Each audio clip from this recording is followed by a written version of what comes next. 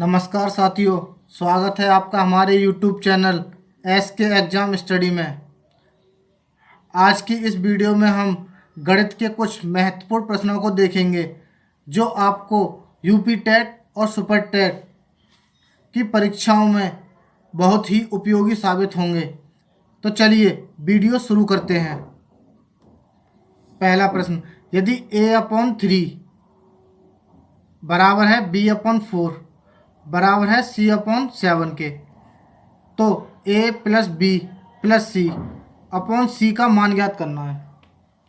यदि संख्या अगर ऐसे लिखी हो a/3 बराबर है b/4 बराबर है c/7, तो इनकी वैल्यू वही होती है जो इनके नीचे लिखी होती है। तो यहाँ से a की वैल्यू 3 हो जाएगी, b की वैल्यू 4 हो जाएगी और c की वैल्यू 7 हो जाएगी।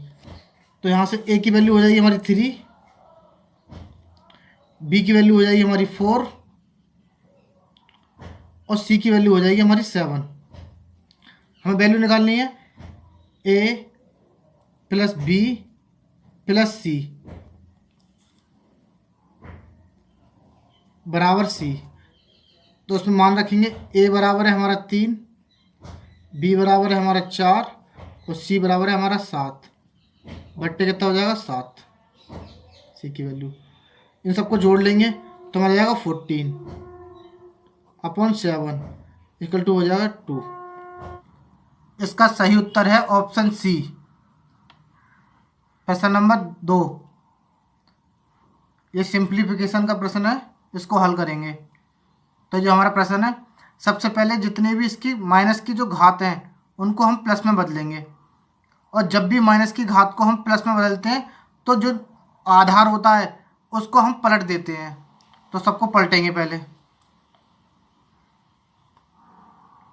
1/3 का उल्टा हो जाएगा हमारा 3, 3 की घात हो जाएगी 3, माइनस 1/4 का उल्टा हो जाएगा हमारा 4, उस पर घात हो जाएगी 2, मझला ब्रैकेट बंद कर देंगे।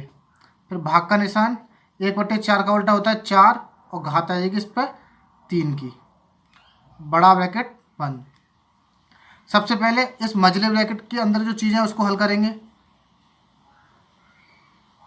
तो 3 की घात होती है 3, 27 माइनस 4 की घात 2, इसका मतलब हो गया 16, मझला ब्रैकेट बंद। 4 पे घात 3, इसकी वैल्यू होती है 64, 64 ब्रैकेट बंद। अब मझला ब्रैकेट खोलेंगे तो 27 में से 16 कम करेंगे तो बचेंगे 11, 11 और भाग हो जाएगा 64। अब 64 का भाग 11 में जाएगा नहीं तो उसको लिख देंगे 11/64। इसका सही उत्तर हो जाएगा 11/64। तो इसका सही उत्तर है ऑप्शन ए, 11/64। प्रश्न नंबर 3, पंचभुज के अंतः कोणों का योग ज्ञात कीजिए। एक पंचभुज है, उसके अंदर के कोणों का हमें योगफल ज्ञात करना है। तो इसके ऑप्शन दे रखे हैं 450, option B 540, option C 360, option D 180। तो इसके लिए हमें बस एक फॉर्मूला याद करना है, उस फॉर्मूले की सहायता से हम इस प्रश्न को आसानी से हल कर सकते हैं। अंतः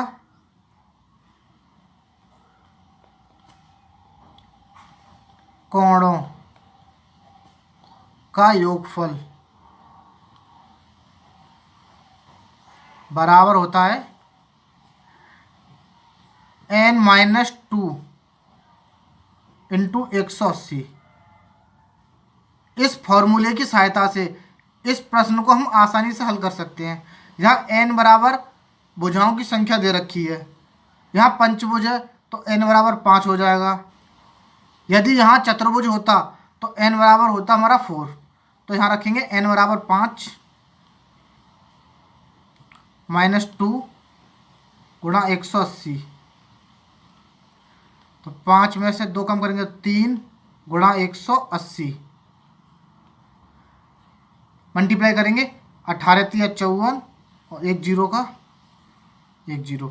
ये हो गया हमारा आंसर 540। तो इसका सही उत्तर हो जाएगा ऑप्शन बी, 540। तो पंचभुज के अंत्य कोणों का योगफल कितना हो जाएगा 540। प्रश्न नंबर 4, यह टाइम एंड वर्क का सवाल है। ए और बी किसी काम को 12 दिन में करते हैं, बी और सी उसी काम को 15 दिन में करते हैं, सी और ए उसी काम को 20 दिन में करते हैं, तो ए अकेले उसी काम को कितने दिन में कर सकता है। हमें ए द्वारा काम कराना है, तो ए पूरा काम अकेले कितने दिनों में समाप्त कर सकता है। तो इसको सॉल्व करेंगे। पहले देखेंगे ए और बी एक काम को करते हैं 12 दिन में, तो लिख देंगे ए प्लस बी दोनों मिलकर किसी काम को करते हैं 12 दिन में, बी और सी उसी काम को मिलकर करते हैं हम 15 दिन में, और सी और ए उसी काम को करते हैं 20 दिन में। तो सबसे पहले तीनों का हम निकालेंगे एलसीएम, इन तीनों का निकालेंगे हम एलसीएम। निकाल लो। तो इसका एलसीएम आ जाएगा हमारा 60। 12, 15, 20 का एलसीएम आ जाएगा हमारा 60। अब 12 से इसको हम करेंगे डिवाइड, तो 12 से करेंगे तो 5 बार जाएगा, 12 पंजे 60।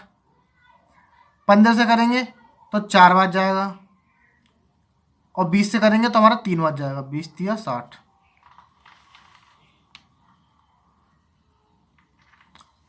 अब हम इन तीनों को जोड़ देंगे, इन तीनों को जोड़ेंगे तो हमारा हो जाएगा ए बी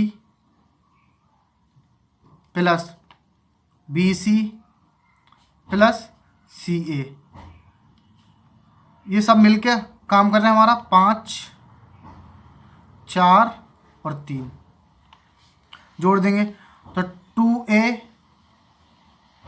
2 बार a है इसलिए 2a, इसी प्रकार 2b, इसी प्रकार 2c बराबर हो जाएगा हमारा 5, 4, 9, 3, 12। 2 कॉमन ले लेंगे, यहाँ से 2 कॉमन ले लेंगे तो यहाँ बचेगा 2 ब्रैकेट में a plus b plus c बराबर हो जाएगा 12। और तीनों का मिलके काम निकालेंगे, a plus b plus c का काम निकालेंगे तो 12 बट्टे हो जाएगा हमारा 2, और a plus b plus c मिलके करते हैं हमारा 6। तो तीनों मिलके करते हैं हमारे 6 यूनिट काम। हमें निकालना है सिर्फ ए का काम, ए से काम कराना है, तो अकेले सिर्फ ए का काम निकालेंगे तो a plus b plus c तीनों मिलकर 6 यूनिट काम कर रहे हैं, और b और c मिलकर कितना काम कर रहे हैं, b और c मिलकर कर रहे हैं हमारा 4 यूनिट काम कर रहे हैं। हम निकाल चुके हैं, b और c मिलकर 4 यूनिट काम करेंगे, तो b और c की वैल्यू यहाँ रख देंगे, तो यहाँ से a का काम निकल आएगा। तो a प्लस b और c का काम था हमारा 4 बराबर हो जाएगा 6, तो a का काम निकालेंगे हमारा तो हो जाएगा हमारा 6 माइनस 4, और a बराबर हो जाएगा हमारा 2। तो हमने a का निकाल लिया। a एक दिन में सिर्फ इतने यूनिट काम कर रहा है, और टोटल काम कितना था हमारा 60। तो a से हमें सारा काम a से कराना है हमें, तो a का कार्य निकालने के लिए a का कार्य निकालने के लिए टोटल वर्क में हम जो a एक दिन में काम कर रहा है उससे भाग दे देंगे, तो 2 से भाग देंगे 60 में, तो कितना हो जाएगा 30। तो a पूरा काम 30 दिन में ख़त्म कर देगा। तो इसका सही उत्तर है ऑप्शन सी। ऑप्शन सी 30 दिन। ये प्रश्न नंबर हमारा 5 है। 7 प्लस 2 अंडर 10 का वर्गमूल ज्ञात करना है। तो ये a प्लस बी का होल स्क्वायर लिखा हुआ है, इसको हम a प्लस बी के होल स्क्वायर के रूप में तोड़ेंगे पहले, उसके बाद इसका वर्गमूल ज्ञात करेंगे। तो ये लिखा हुआ है, तो ये हमारा 2 अंडर 10 लिखा हुआ है, ये 2ab लिखा हुआ है, तो 2ab में से 2 हमने हटा दिया, तो ab का मल्टीप्लाई लिखा हुआ है, तो ab का मल्टीप्लाई यहाँ तो हमारा होगा √1 प्लस √10, तो हमारा होगा √10। यहाँ √2 मल्टीप्लाई √5 तब होगा हमारा √10। तो √10 के 2 ही फैक्टर हो सकते हैं, तभी हमारा होगा ऐसे √10 तभी आएगा। तो हम इसको तोड़ते हैं पहले। 7 प्लस 2 √10 लिखा हुआ है हमारा, तो हम इसको ऐसे लिख सकते हैं √2 का स्क्वायर √5 का स्क्वायर प्लस 2 √2 √5। तो इसको तोड़ के हम ऐसे लिख सकते हैं। तो लिखा है a², ये b² प्लस 2ab, ये a प्लस बी का हमारा फॉर्मूला लिखा हुआ है। तो हम इसको ऐसे लिख सकते हैं √2 प्लस 5, √2 प्लस √5 का होल स्क्वायर। हमें इसका वर्गमूल ज्ञात करना। वर्गमूल ज्ञात करने के लिए 2 की घात हटा देते हैं, तो हमारा आंसर आ जाएगा √2 प्लस √5। 7 प्लस 2√10 का वर्गमूल हो जाएगा हमारा √2 √5। तो इसका सही उत्तर हो जाएगा ऑप्शन सी। प्रश्न नंबर 6, निम्नलिखित में से कौन सी संख्या 99 से विभाजित होती है? तो हमारे इसके 4 ऑप्शन दे रखे हैं, इनमें से एक संख्या कोई होगी जो 99 से विभाजित होगी।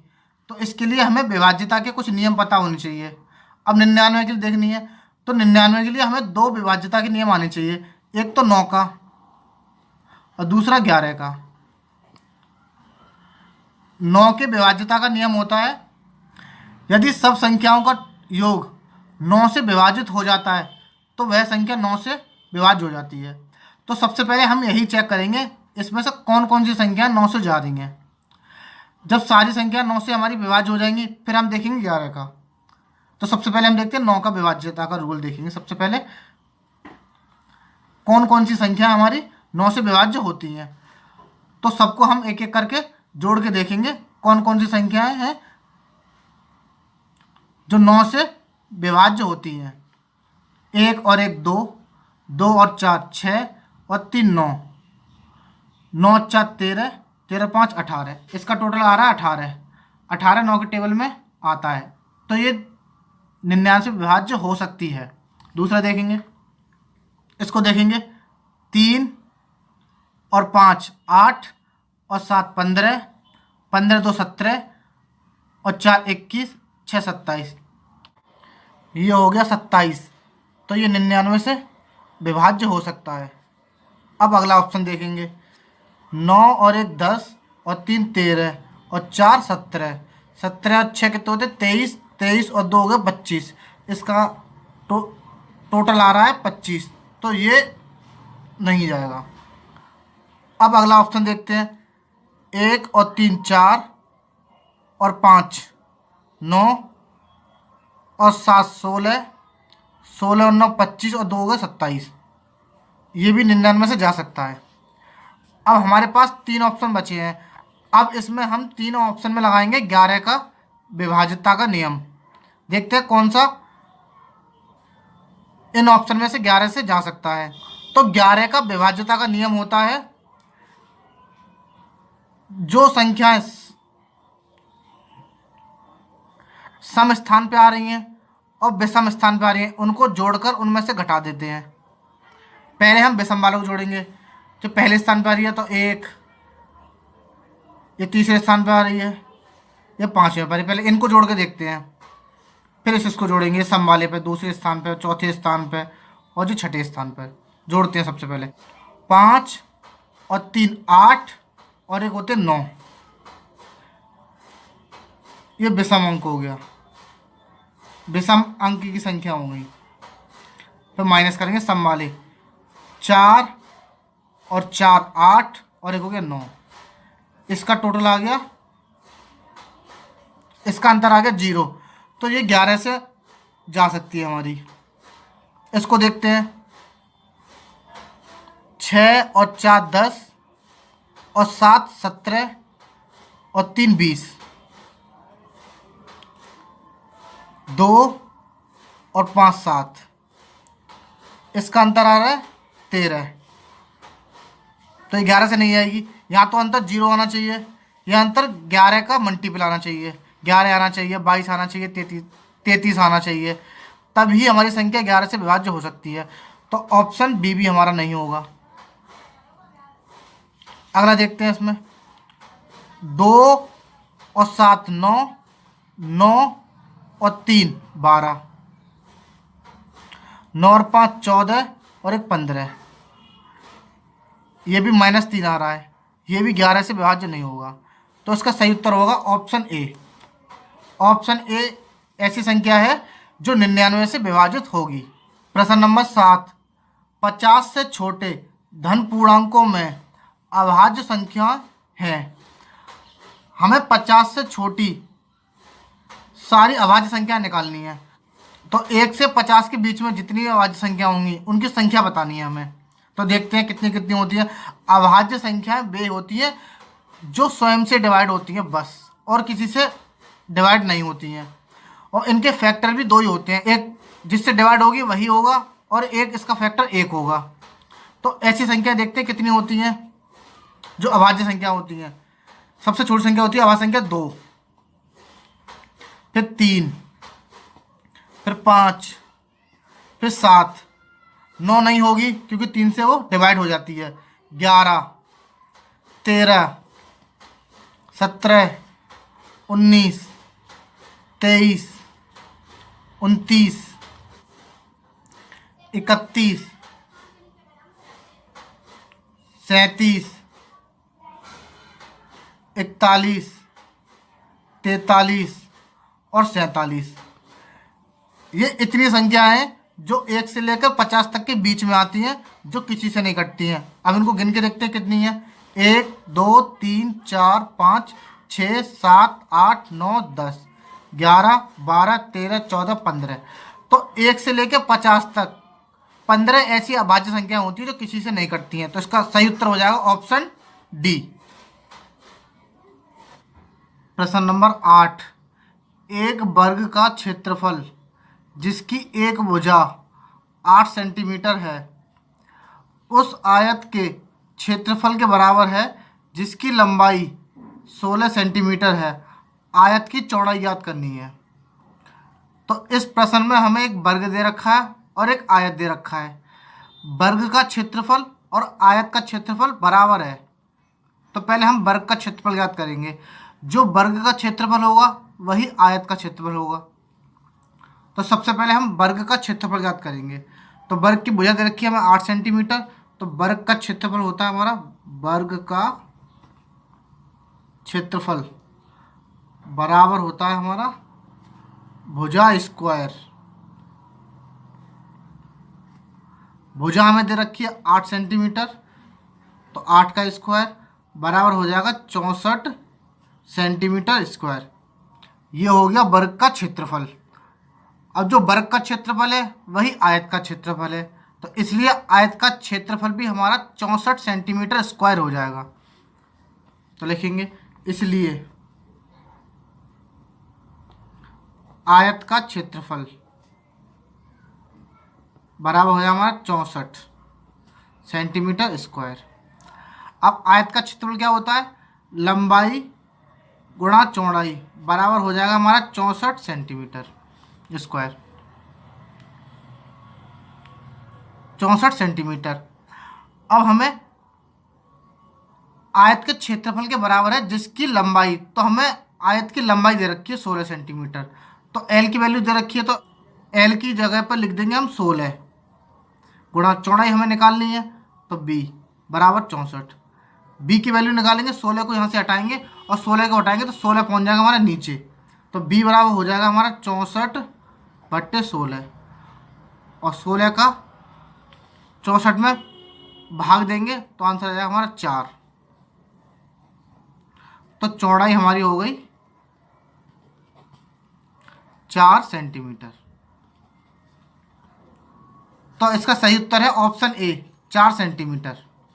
प्रश्न नंबर 9, यदि किसी वस्तु का क्रय मूल्य उसके विक्रय मूल्य का 3/2 है तो लाभ या हानि प्रतिशत ज्ञात कीजिए। हमें इसमें लाभ या हानि प्रतिशत ज्ञात करनी है। तो उसमें दे रखा है किसी वस्तु का क्रय मूल्य उसके विक्रय मूल्य का 3/2 है। तो लिखेंगे जो हमारा क्रय मूल्य CP बराबर है विक्रय मूल्य का 3/2 SP। विक्रय मूल्य का इतना है,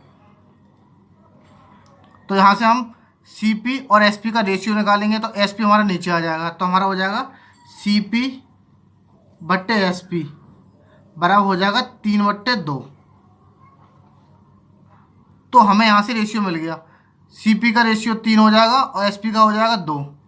अगर कोई वस्तु 3 में खरीद कर 2 में बेची जा रही है तो एक का नुकसान हो रहा है, एक का नुकसान हो रहा है तो होगा हानि। तो हानि प्रतिशत निकालेंगे, तो हानि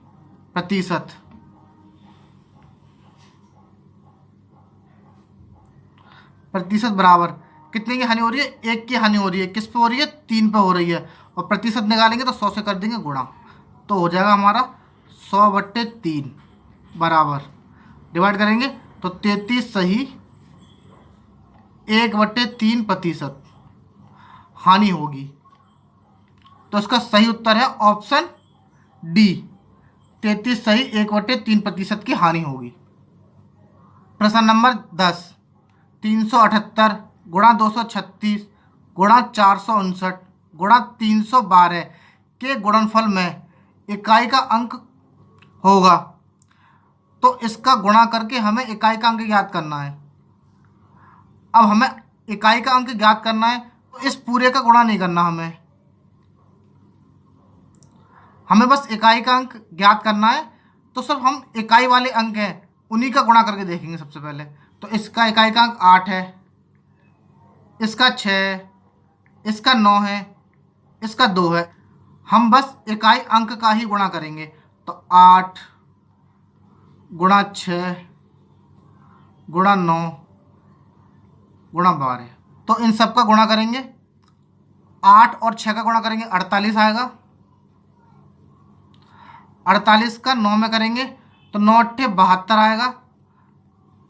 इकाई अंक से मतलब पूरा मल्टीप्लाई करेंगे नहीं, फिर इस 2 में इस 2 का मल्टीप्लाई कर देंगे तो 2 दूनी हो जाएगा 4। तो लास्ट में कितना आएगा हमारा, 4 आएगा। तो इकाई का अंक हो जाएगा हमारा 4। तो इसका सही उत्तर है ऑप्शन बी। यदि आपको वीडियो पसंद आई हो तो वीडियो को लाइक करिए, शेयर करिए तथा चैनल को ज़्यादा से ज़्यादा सब्सक्राइब करिए। धन्यवाद।